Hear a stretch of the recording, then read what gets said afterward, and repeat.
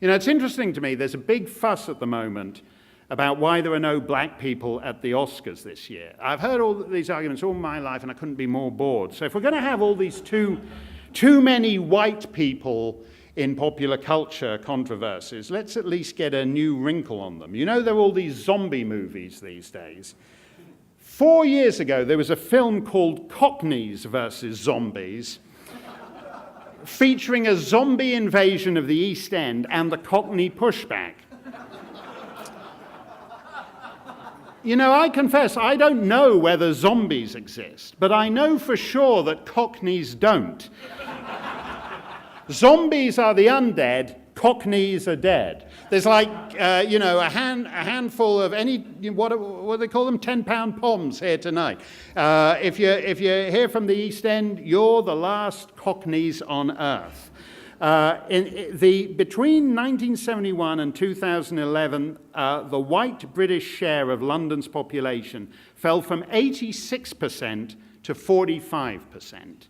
86%. Now, if you'd been told that the population of, say, Nigeria, it had fallen, you know, if you were told that Rwanda had fallen, the Hutus or Tutsis had fallen from 86% to 45%, you'd have thought that they'd gotten out the old machetes and done something on a scale that made what they did in the 90s look like a picnic.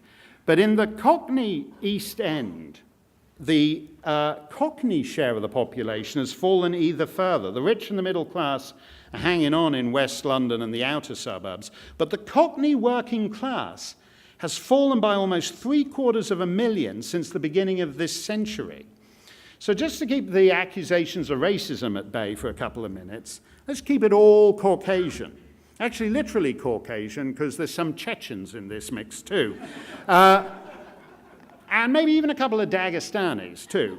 The only young white people in the East End today are Romanians, Albanians, and other Eastern Europeans. The only Cockneys left are very old. Some of you will have seen the BBC's #1 soap opera, EastEnders, where it's still all Cockney matriarchs, and community life is centred around the pub, the Queen Vic. And it's all about how, you know, I fancied a bit of the old slap and tickle, and how's your father? And I was thinking, sorted, mate.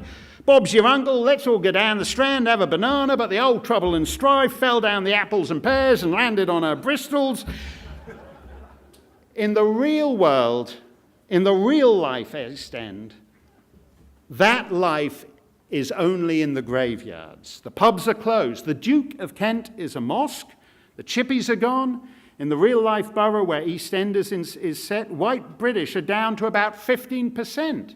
This show is ridiculous. Instead of complaining about no black people at the Oscars, people should be claiming about excess white people on sentimental BBC creepy race television shows. Some of you may remember the sitcom Only Fools and Horses, which the ABC showed in the 80s and 90s. Steve Carell, the big Hollywood star, still wants to do a US version of that show. It's gone, it's dead. Ben Judah, in a fascinating new book on London demography, points out that in Peckham, where that book is set, the white British population is down to 10%, and they're all very old. A real-life EastEnders would be about turf wars between Muslims and Romanians.